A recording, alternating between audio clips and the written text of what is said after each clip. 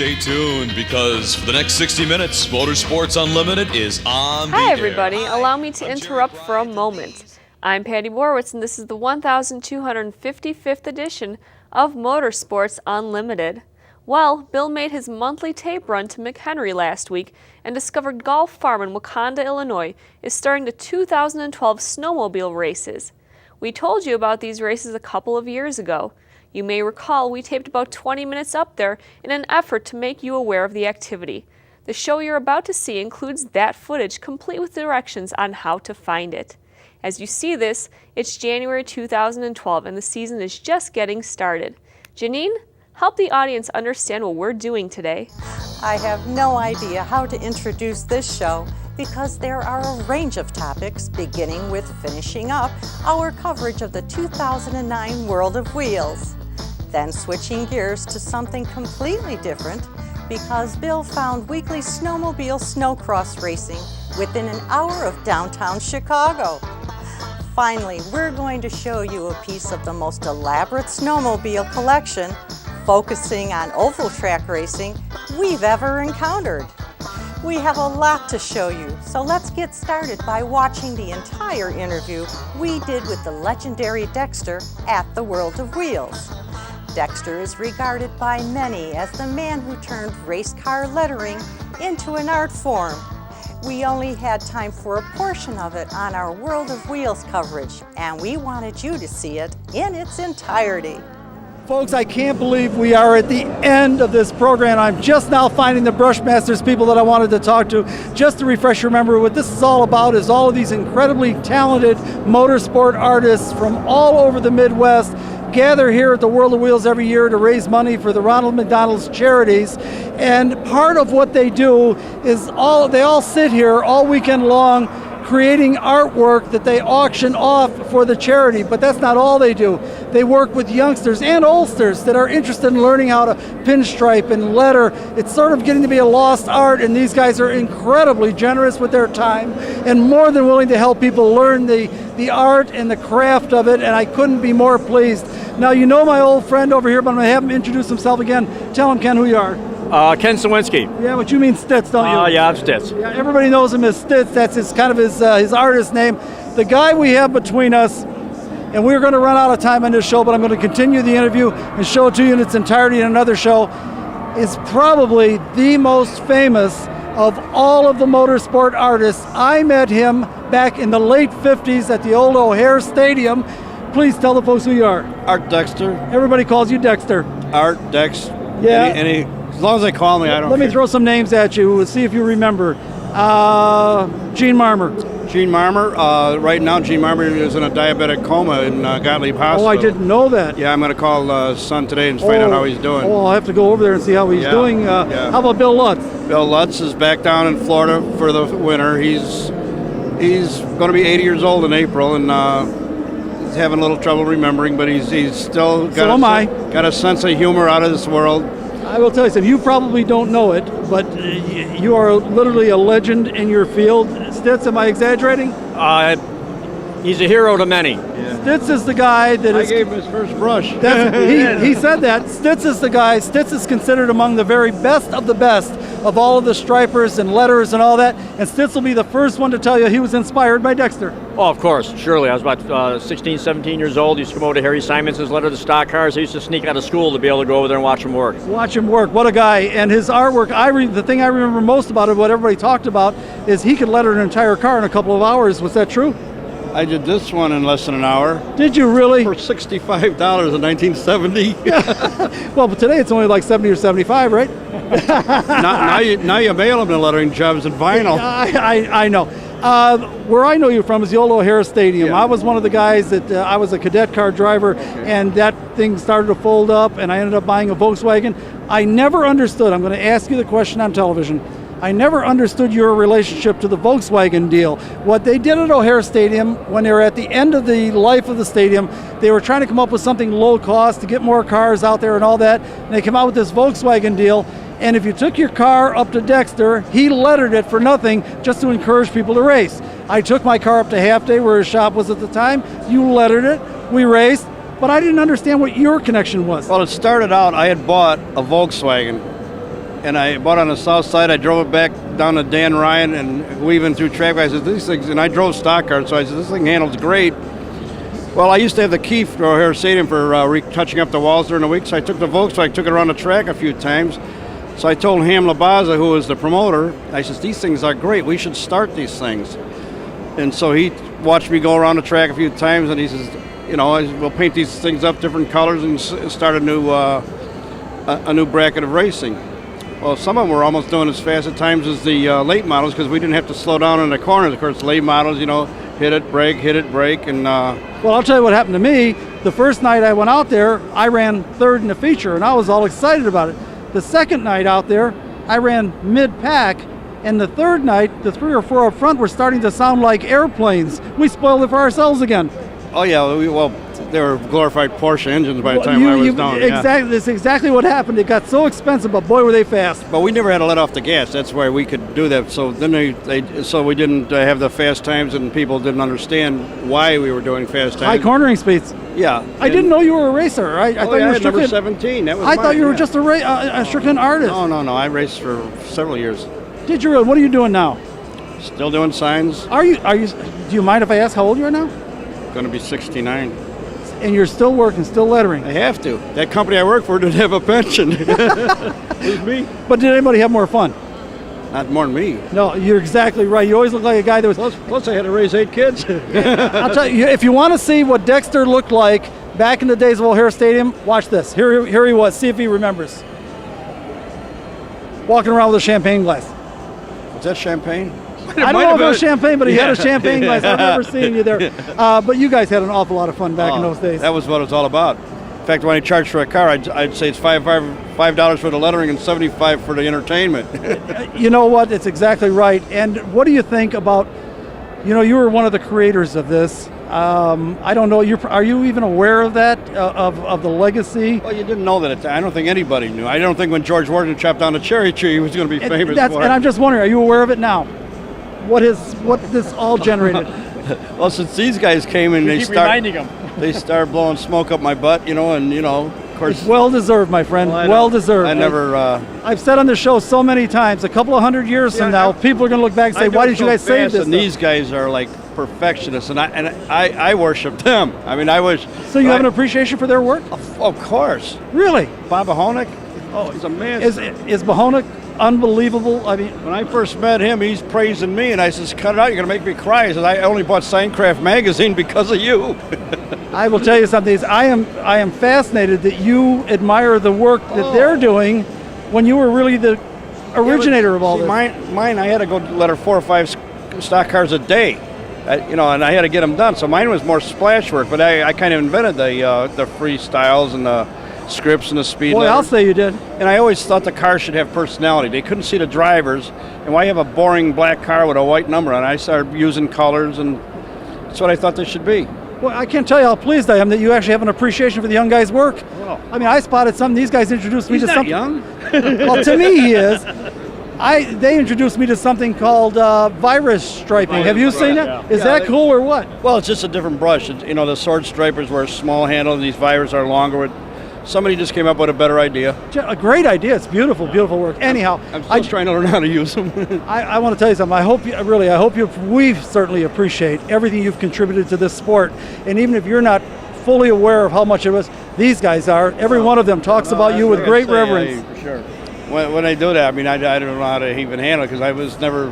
It was just a job for me, and you know, got to get. Oh, I got 5 more cars to do today, and But then I started traveling to the West Coast, and we went to Holman and Moody's.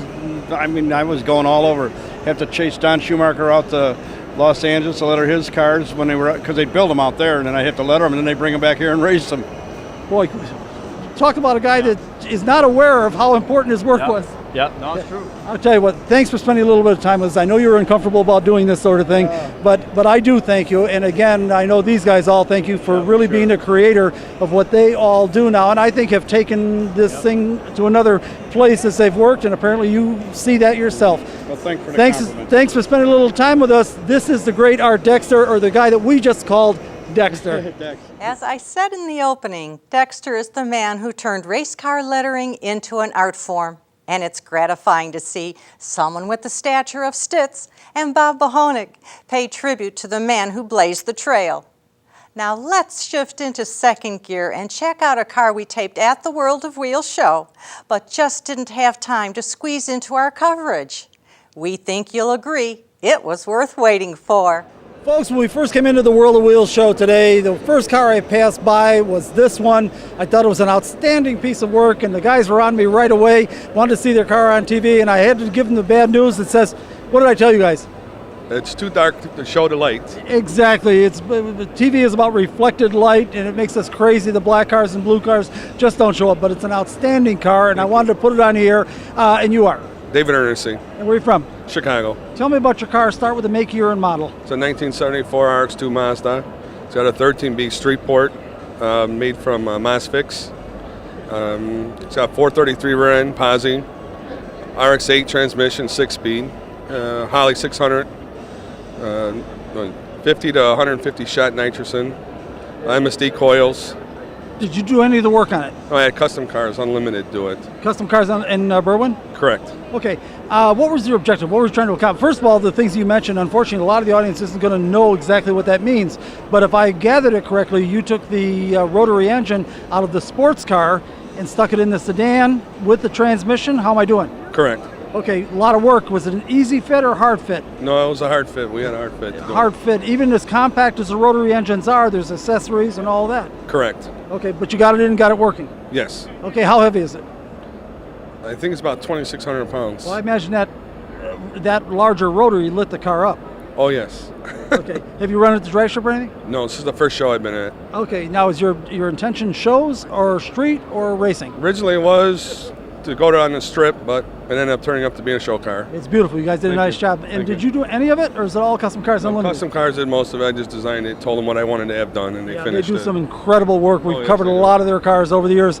There's another group of people I have to point at and say, I'm proud of these guys. Look what they can do with it. Oh, yeah, they do great work. The only way we're ever going to be able to do this is I'm going to have to just ask 2 or 3 normal people that aren't car people or anything, give them a 3-foot by 3-foot sheet of aluminum, Okay. and let them all hammer on it and see if they can make something out of it, and maybe then they'll have an appreciation for what these guys can do. Oh, yeah, they will. You know what I mean? Oh, yeah. Okay, is there anything about your car you're particularly proud of you'd like the audience to know that I didn't think to ask? Just one of the rarest RX-2s around. Okay, it's a nice piece of work. How long did it take you? It was 3.5 years they've done it. 3.5 years. Once again, the thing I like about this car is, once again, we're talking about original thinking. We're talking, it's not another small block Chevy. Not that there's anything wrong with a small block Chevy. I got one on my boat. I like them too. But here's a guy working with the rotary engines. I think that's very cool.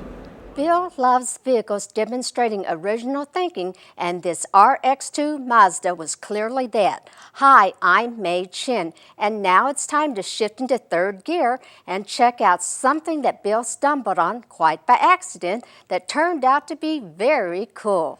Well, folks, I absolutely can't believe it. Just when I start thinking I know everything there is to know about motorsports, I am absolutely humiliated, and this is one of those circumstances. I was up in the McHenry area on Route 12 Tuesday, a little less than a week ago, and I spotted a sign on the front of I guess it's a bar out there, and I spotted a sign that said they had snowmobile racing on Saturdays and Sundays, and I said, gee, snowmobile racing. I'm a big snowmobile fan and a snowmobiler. I don't know anything about this, so I decided to come out here. This is Super Bowl Sunday as I'm speaking to you.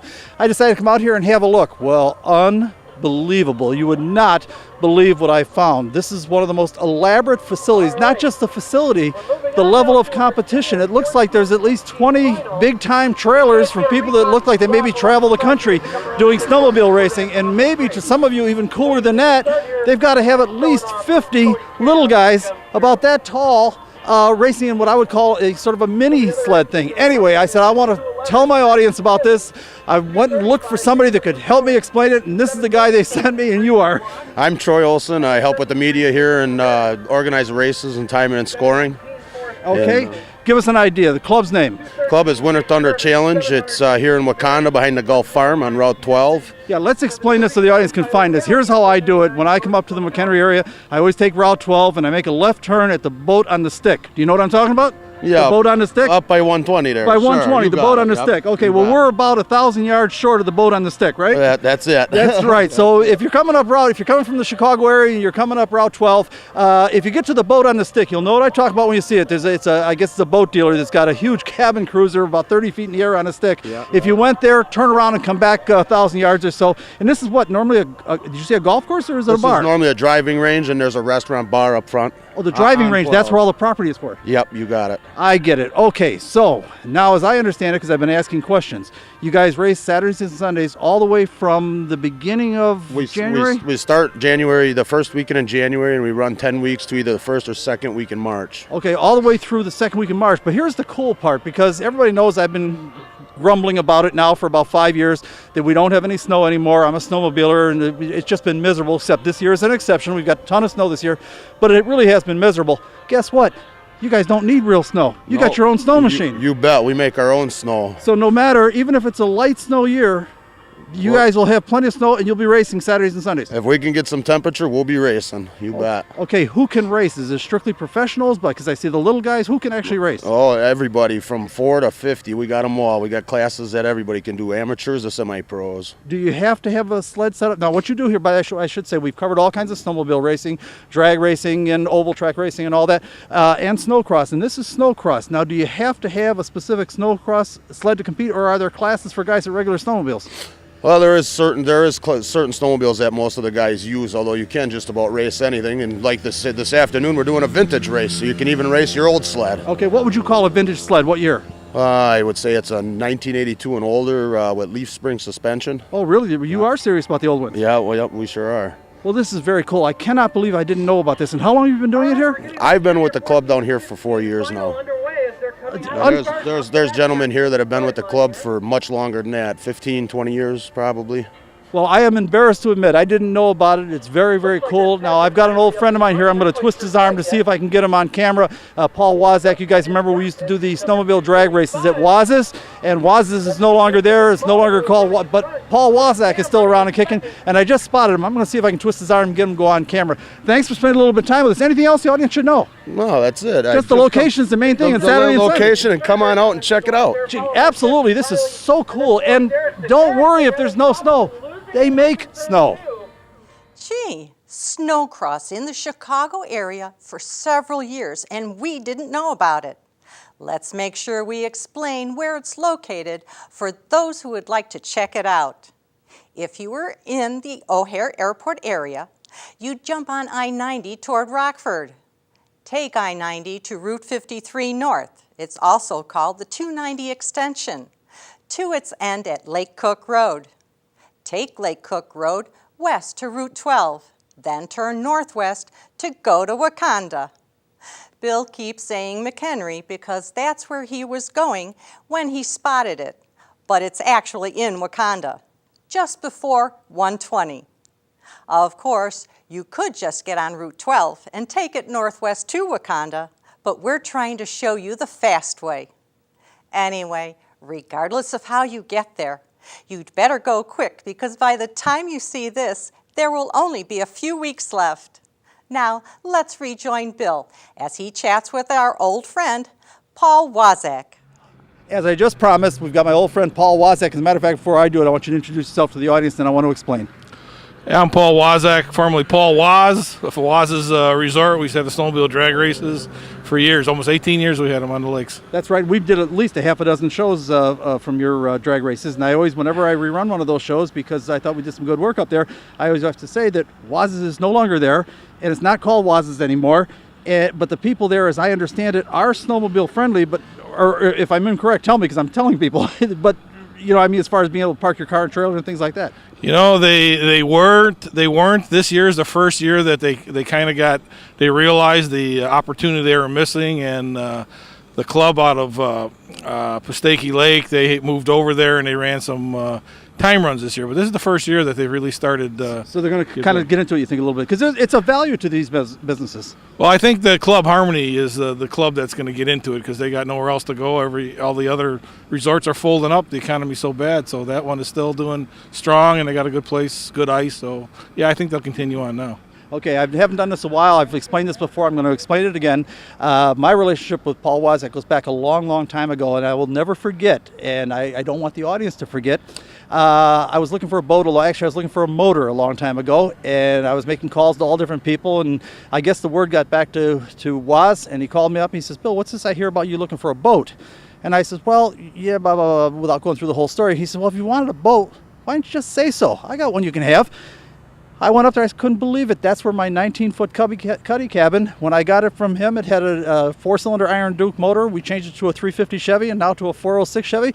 And I never want to forget where that boat came from, and I want the audience to know it. I still very much appreciate it. It's still a great boat, and I thank you. Well, you made plenty good use of it. I'm glad it went to a good person. Yeah, absolutely. I love the thing. There's no question about it. Now, what have you been doing since then? You don't do the snowmobile drag races anymore and all that, but as I understand it, the reason I bumped into you here is first I bumped into your son. Your son's a racer here.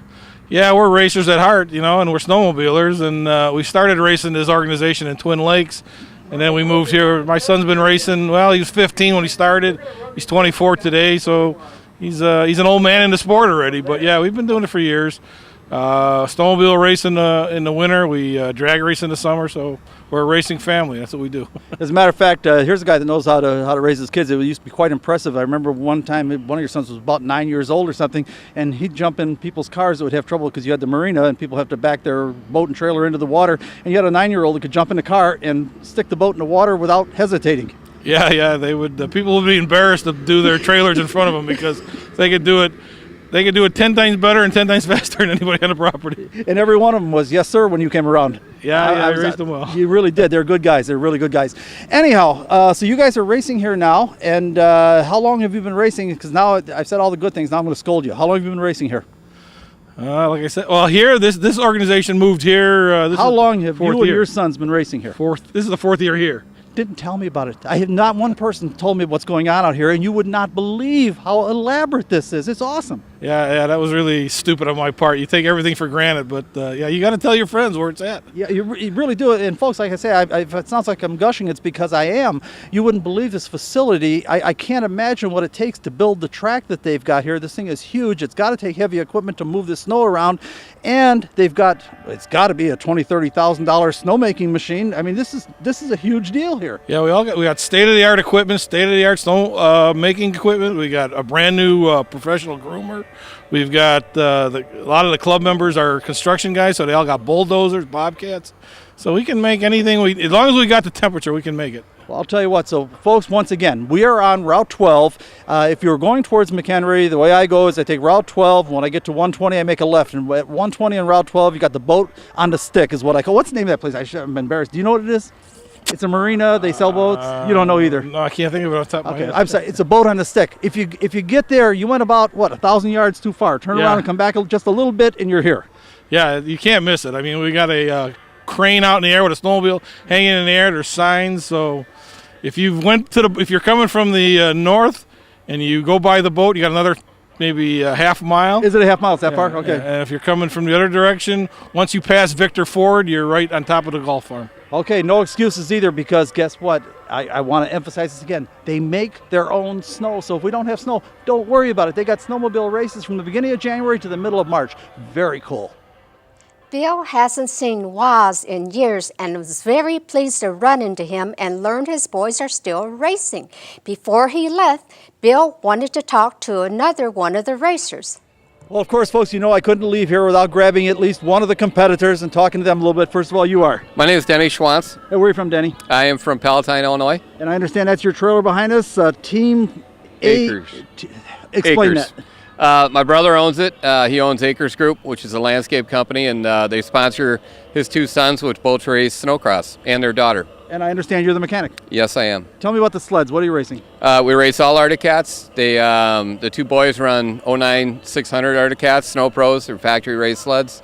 The daughter runs a 440 Arctic Cat, Snow Pro as well. Now, as I understand it, the rules for snowcross limit the sleds to 600 cc's. Yes, they do. All right. Now, there's a big move in snowmobiling to move everything towards 4-strokes, something I'm kind of disappointed in because I happen to be a 2-stroke fan.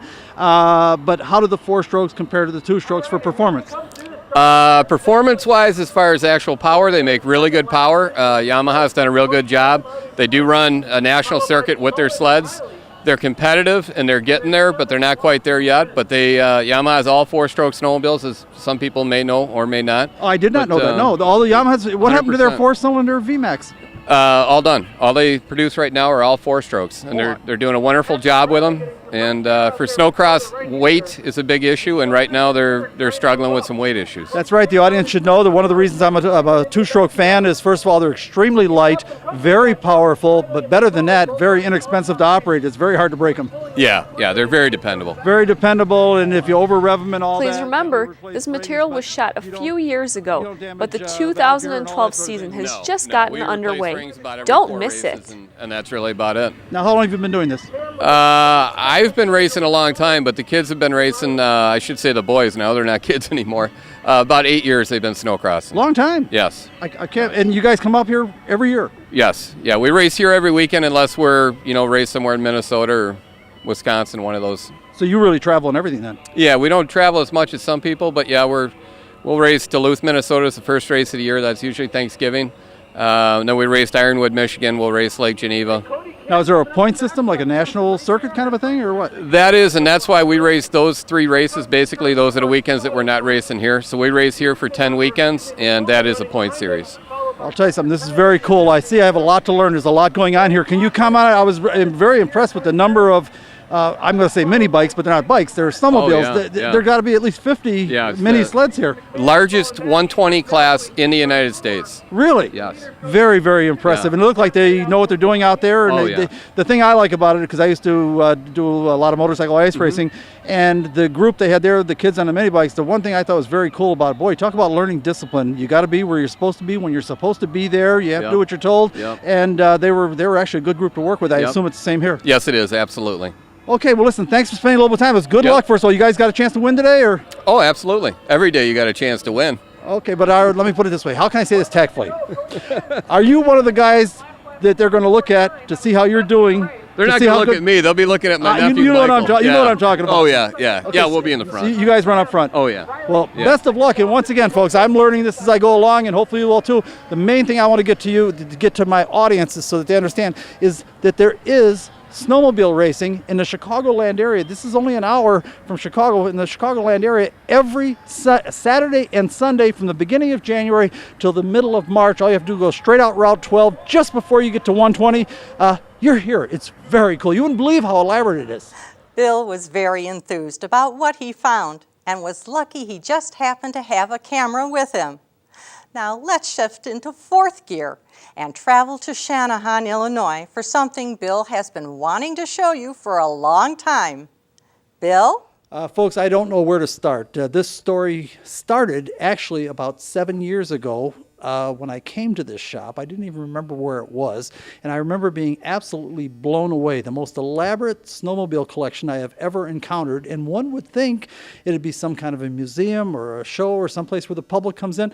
It's not. It's not open to the public at all. It's just a guy's private collection of the most incredible collection of snowmobiles. Not just, and I want to make this point, not just snowmobiles, not just old, but significant snowmobiles. They literally have the history of snowmobile racing lined up here. Now, the story reemerged a little while ago when I got a call from, matter of fact, let me introduce these guys. First of all, you are? Keith Warning. Keith and? Brad Warning. Brad, this is the Warning family, right? Yes. And I got a call from you. You were looking for?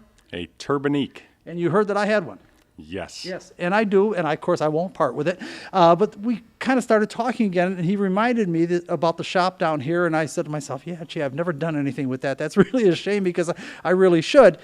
Didn't think about it again. Then we're down doing the World of Wheels show, and who turns up? You're walking by, and you said hello. I spotted you and remembered you. Yeah, and you said that you had a display there, and I walk over, and it blew me away because you got that big Boss Cat 2 there, and probably more technically important is that you had the radial engine, and I think I mistakenly said rotary engine, but I make lots of mistakes, but the radial engine that you guys had just constructed, an absolute mechanical work of art, so I right away wanted to do a piece with it, and we struck up a conversation. I was remembered. How's this going? Is this making sense so far? Yes, very much. Okay, then something else happened last Tuesday, is that I happened to be going up to McHenry, and while I'm going up to McHenry, I passed by a place that's just about getting to McHenry, although I understand now it's in Waconda, but it's just before McHenry on Route 12, and I see snowcross. That's a form of snowmobile racing. I see snowcross every Saturday and Sunday.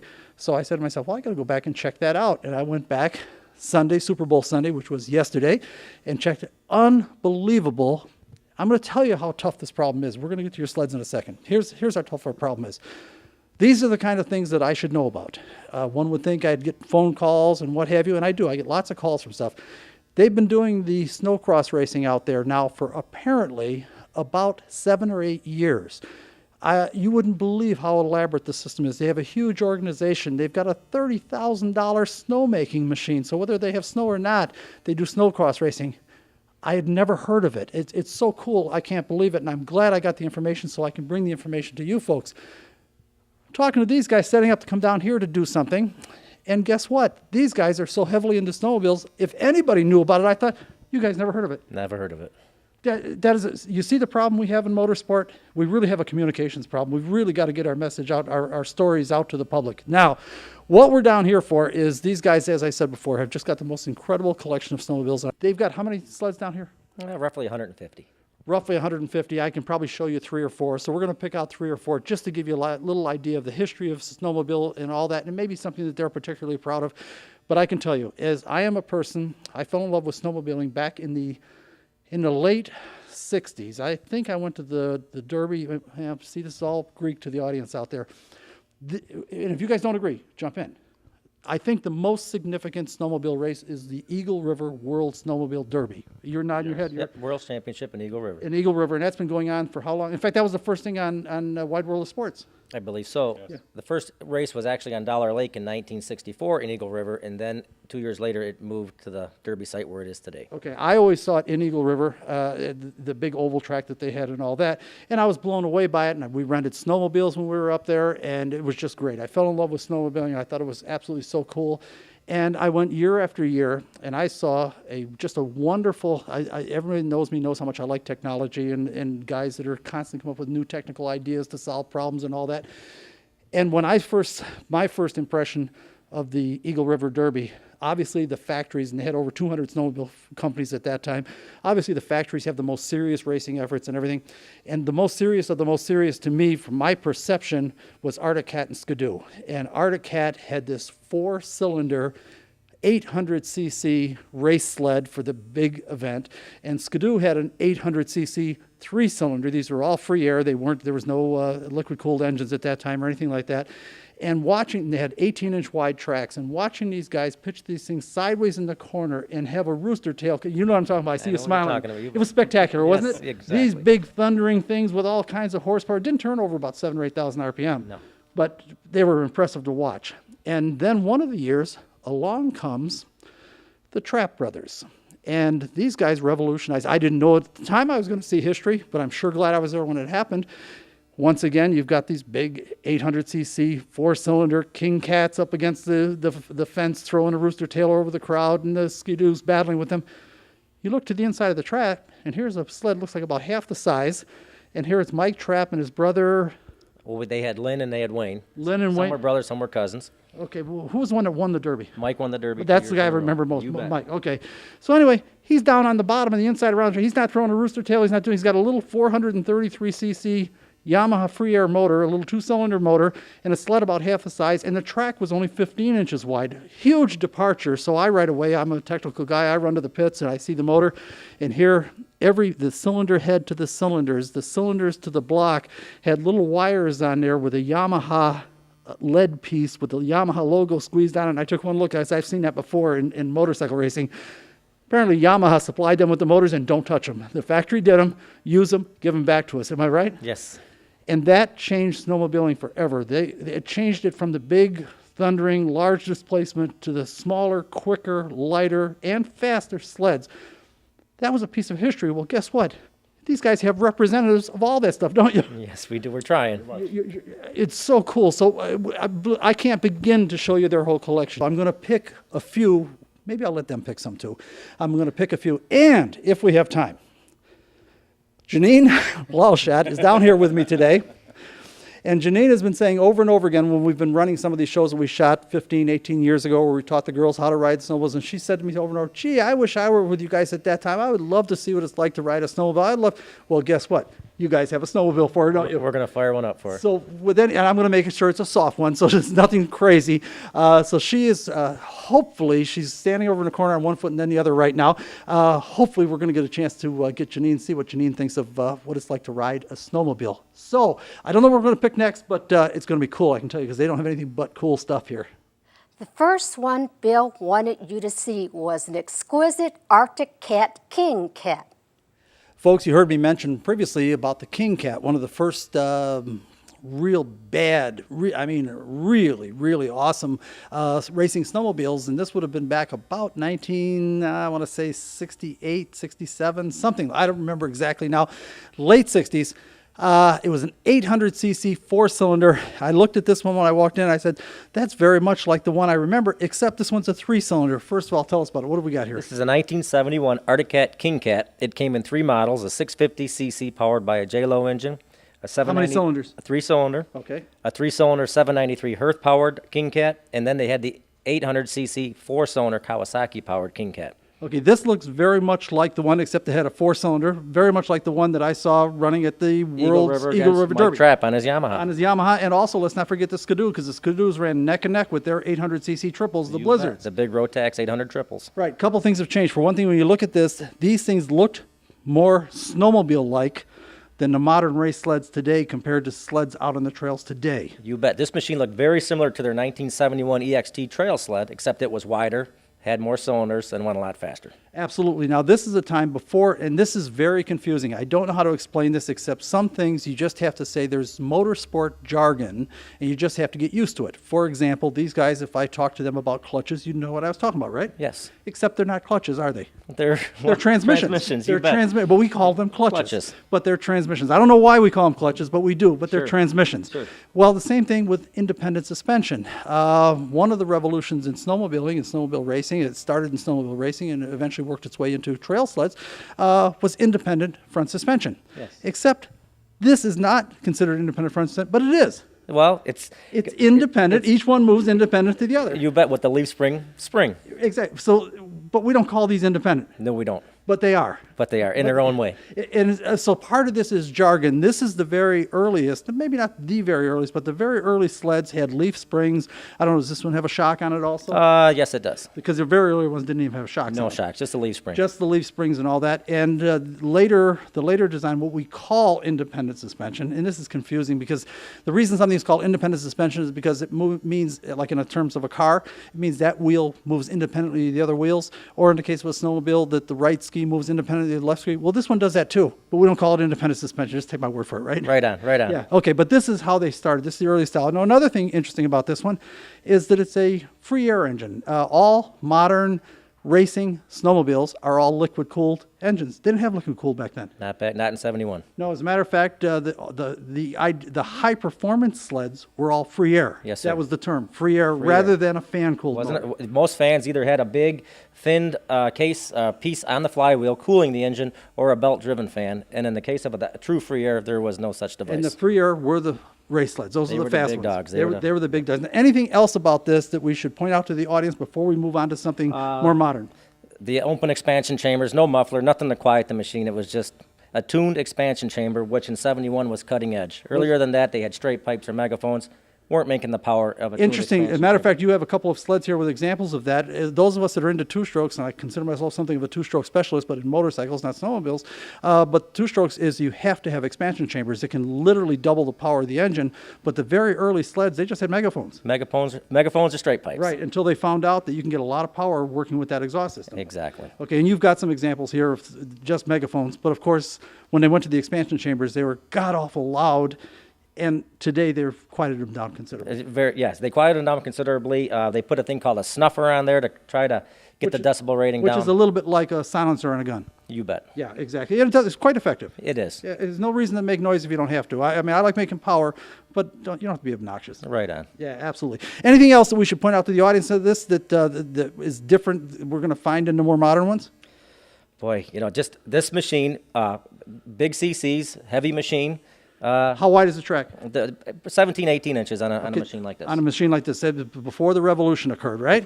Bigger is not always better, as we'll find out. As we'll find out. It's also kind of, and you'd have to be here to appreciate it, it's kind of tall. It's not flat down to the ground, it's kind of tall. The engine sits on top of the tunnel. A machine like this was quite top heavy. They actually used the boards around racetracks to actually turn. Some of these could not turn down low on a racetrack. They would literally bounce them off the corners to get them to turn.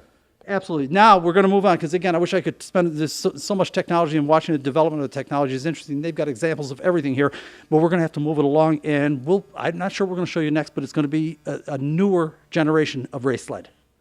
You might be interested to know the oldest sled in the Warning collection is a 1937, made of wood, with an Indian motorcycle engine. But with limited time, Bill wanted to focus on the evolution of snowmobile racing technology. All right, we've got Brad back with us now. These guys are not brothers, you're cousins, right? We're cousins. You're cousins, because you almost kind of look like brothers, so a lot of family resemblance there. Is it the same way the rest of the way through the family? Hopefully not. Hopefully not. There you go. Well, hopefully not the women. Anyhow, we have moved up now about how many years? We've only jumped about 3 years. About 3 years, but it's already, the thing that's most noticeable on this Suzuki is they are lower, flatter, and wider. And the reason is, in 1974, the factories kind of banded together, and it became the first year of Snow Pro. And that was all the factories racing at the top level. Independents really couldn't get in. It was almost all factory drivers. The machines became one-off oval racers and specially built for one reason, to win. Now, at this point, did they take the engine off the tunnel and drop it in front of the tunnel? Yeah, it's when they moved it off the tunnel mount and had to drop it to lower the center of gravity. They widened the ski stands.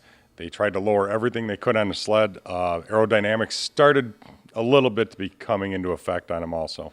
Right. I think the most significant part, though, is actually getting the engine. And what we're talking about, folks, is there is a tunnel that covers the track. Obviously, these things have the snowmobile track under them. And in the beginning, when they were building snowmobiles, they had the snowmobile tunnel, and they had the engine sitting on top of the front of the tunnel. Obviously, that puts the engine up quite high in the air.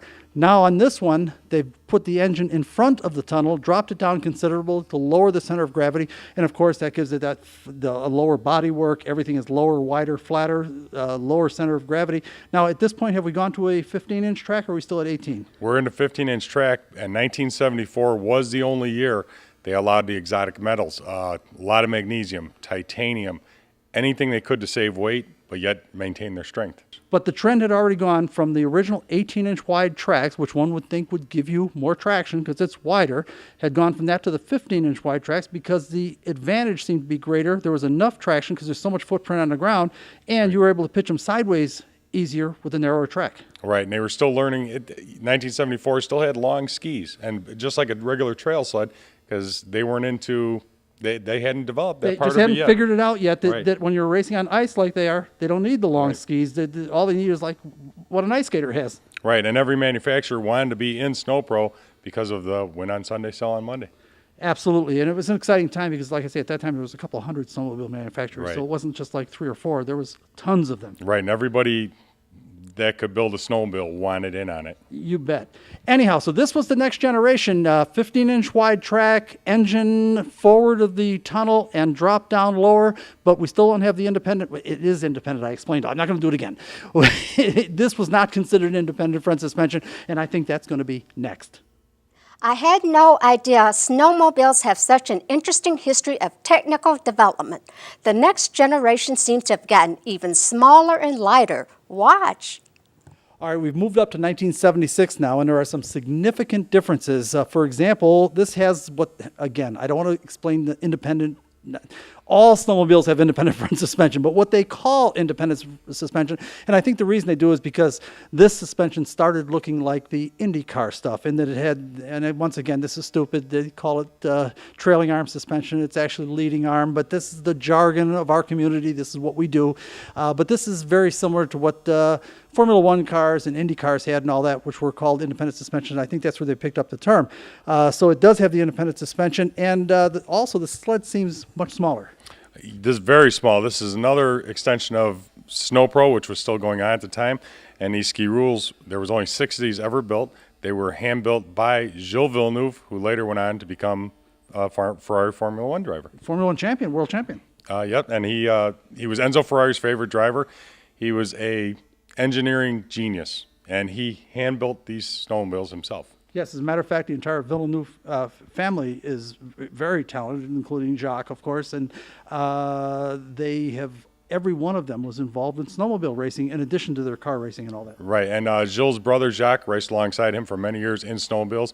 Gilles' son Jacques, named after his uncle, later went on to win the Indy 500 and the Formula One World Championship. Okay, what are we doing with engines in this now? Because I noticed another change here as I see a liquid engine in there. This one, they went to liquids. More horsepower, more everything.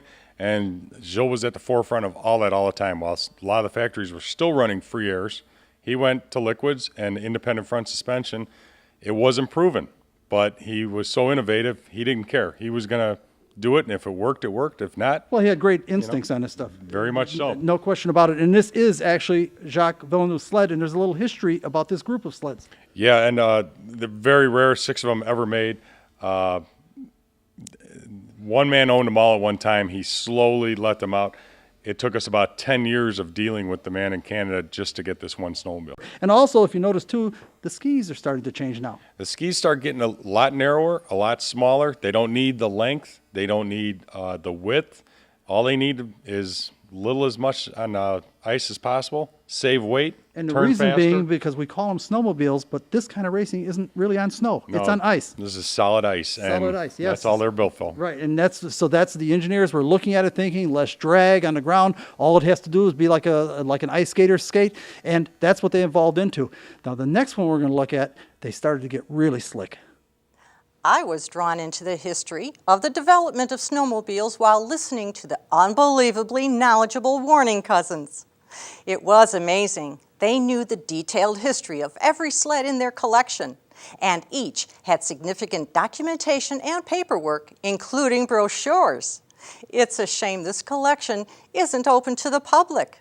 Let's see what Bill was talking about when he said slick. All right, I said slick one, and what I'm talking about now is the sleds have become much lower, much wider, but more interesting than that, they're also developing aerodynamics. What have we got here? This is a 1980 Scorpion.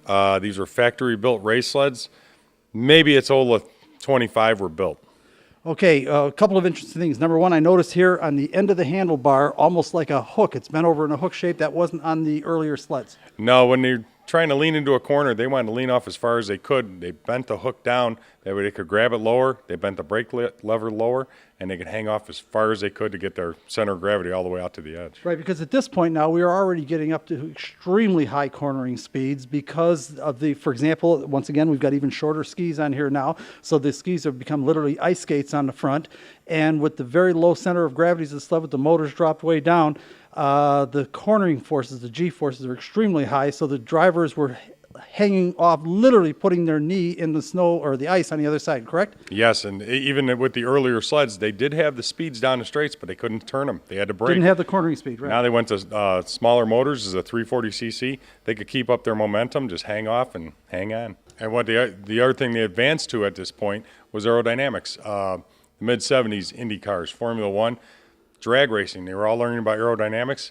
It started hitting in 79, 80 with the snowmobiles, and they started learning about the windshields, every little thing. And this one has even got bodywork all the way down the side, including over the driver's leg on this side. Right, they wanted no wind resistance at all. Right. I would also assume, and forgive me, but you know, I was a racer for many years, I would look at that as something I could use to lean on the other sleds.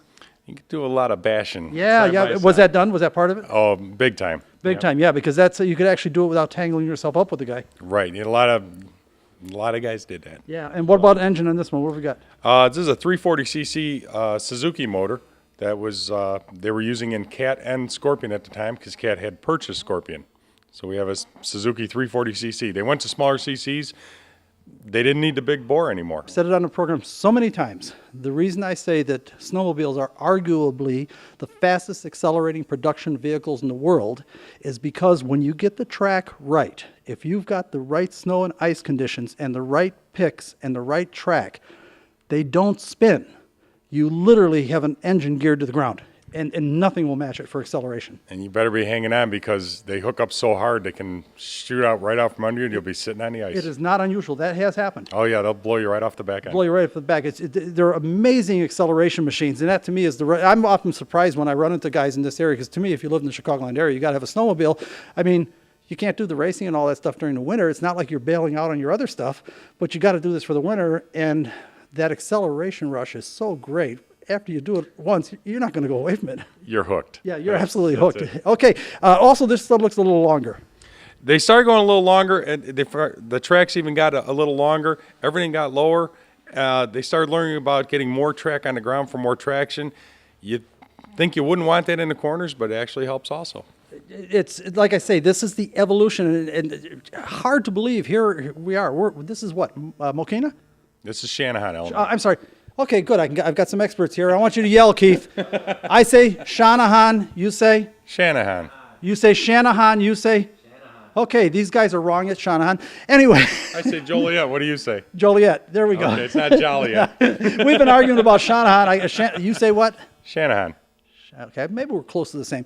Anyway, have we covered this one now? Pretty much. Okay, let's see what we can find next, the next generation. We wish we had time to continue the history of racing snowmobile technology. We haven't even touched on the revolutionary twin track period. They have several, but we need to save space for the warning's favorite, the Budweiser Snow King. I have a feeling this is the one these guys are most proud of. And again, we could go on and on here all day. We don't have the time for it. Neither they nor I have the time, nor do I have enough room in the show for it. But we've only shown you a taste of the first floor. Guess what? They've got a second floor here with just as much stuff on the second floor. So we're only scratching the surface. But this is the one these guys kept talking about. You guys like this one? We like this one a lot. Okay, tell us about it. What do we got? We have the Budweiser Snow King here. It's a rail. This vehicle actually started life at the drag strip as a wheeled dragster. Paul Groth, the Bud man, purchased the vehicle, fitted it with tracks. Now, is that the same Growth that did the radial engine? Did the radial engine from Talented scratch. guy. The guy's a genius. Yeah, no, I saw his work. I agree. Passion for motorsports. Yeah, I agree. I saw his work. He put this machine together. He designed the tracks and suspensions, the front end. He wanted to go fast on snow, and he saw him doing it at the drag strip. Well, hey, let's adapt that to ice. And that's what he did here with the Budweiser Snow King. Okay, what kind of an engine? Right now he's running a big block Chevy in here, 500 cubic inches. But back in the day when he was running it competitively, it was a 368 cubic inch engine on alcohol and nitrous. I noticed that it has twin tracks. Twin tracks, yes. So essentially what he did, because I also see something like a Hildebrand rear end in there, and it kind of looks to me like what he did was replace the rear wheels with tracks. Instead of rear wheels, there's two big drive cogs back there driving the internal lugs on the tracks. So yes, he's got two tracks taking the place of two wheels. He has a quick change rear end in there, Lenco 2-speed transmission, and alcohol and nitrous really makes it go. Well, but what kind of numbers did it turn? Now, did they run quarter-mile tracks? They were running quarter-mile in the late 80s, and official top speed is 188 with this machine, but on one day he did turn a 201, blew the tracks off, could not back it up. It's the world's fastest pass, but it's not a record. 201 with a snowmobile. It's sort of a snowmobile. 201. And then in 1990, they cut the track length down to 1,000 feet, and this machine went 177 officially in 1,000 feet, and it is still a record for a 1,000-foot pass.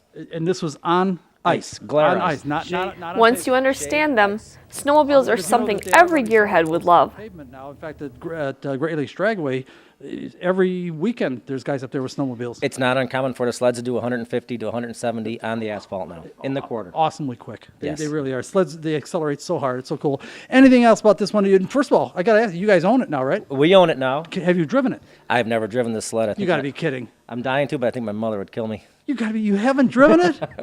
I have not driven this one. Oh, what about the Bud King? Or the Boss Cat? I have driven the Boss Cat. Okay. Yes, not at full speed, but I have driven it. I'm just going to leave it at that. Yeah, but even just chugging around, you haven't tried it. You're not I haven't. tempted. Believe it or not, it's all or nothing. Chugging around is terrible on the transmission. Okay, that's right. You got to hammer it or don't do it. You got to hammer it, and then when you hammer it, things break.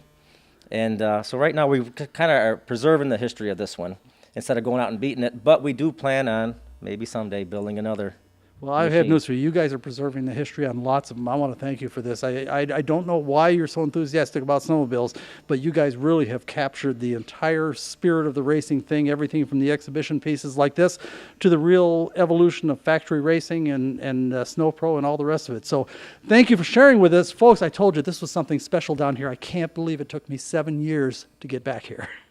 What a collection! We're glad Keith and Brad Warning have these sleds. No one appreciates and values their history more than these guys. Now, with time running out, it's my turn. Well, folks, we're running out of time here, and we don't want to cheat you out of Janine getting her first opportunity to try a snowmobile. Janine, are you nervous? Yes, I am. Okay, now listen to me. Listen to me carefully. I don't want you to do anything that you're not absolutely positive that you can do. I've explained before, snowmobiles are the easiest vehicles in the world to drive. You only have this for throttle, that for brake, and steer. I want you to go no more than barely moving. Now, can you handle that? Sure. Barely moving, and I'll run alongside of you if you want. I'll be fine. You're sure? I'll be fine. Okay, Keith, you think she's ready? She's ready. Okay, let's give it a try. Go ahead.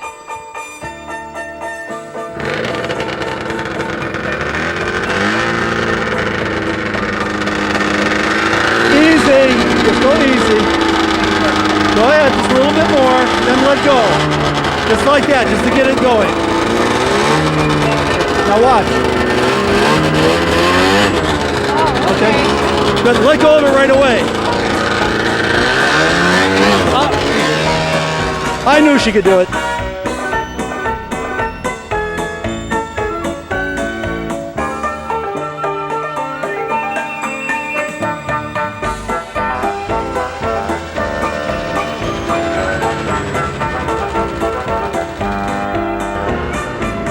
Now, is that hard to do? What? Riding a snowmobile. No, it was fine. It was As easy. always, we're out of time too soon. It would have been fun to let Janine ride a little more, but we're out of time with only enough left to acknowledge the fine work of our award-winning production team, including Tom McGrady, Art Lauschot, our webmaster Frank Barberlace, and Sue Cassanda. Special thanks to JBTV's Jerry Bryant. Music is created for us by independent artist Roger Pauley and Jerry Herbert. Of course, we have to take a moment to thank the stars of this edition of Motorsports Unlimited: Janine Lauschot, Samantha Bentley, and our host, Bill Wildt. Me, I'm May Chin, hoping you take advantage of the snow cross in Waconda before the season is over. Bill says it's spectacular and only an hour from Chicago. Thanks for watching. See you next week. This program made possible in part by support from Bridgestone Firestone and your local Bridgestone Firestone tire retailers. This program made possible in part by support from Copy That, located in the County Farm Plaza at County Farm Road and Army Trail Road in Carroll Stream, Illinois. Motorsports Unlimited is produced by Bill Wildt, president of the Motorsport Advancement Crusade. This program made possible in part by support from J.C. Whitney & Company, located just off I-80 at the Utica exit in LaSalle, Illinois. This program made possible in part by support from Jimmy's Red Hots, located on Grant Avenue and Pulaski Road in Chicago. This program made possible in part by support from ABC Auto Parts, located on Ashland Avenue at 138th Street in Blue Island, Illinois. Motorsports Unlimited was created to raise public consciousness, understanding, and appreciation of the motorsport community and their activities.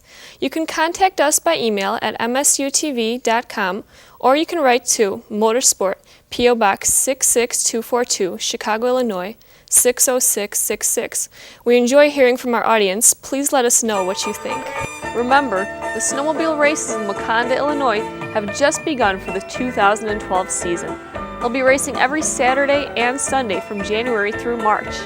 Oh, by the way, special thanks to Rena Borowitz for helping us update these older shows. See you next week. So that's it, another edition of Motorsports Unlimited and the lovely ladies of motorsports.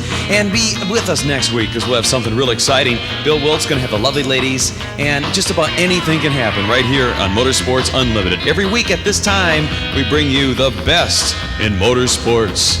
So be seeing ya. Bye-bye. And keep on rocking.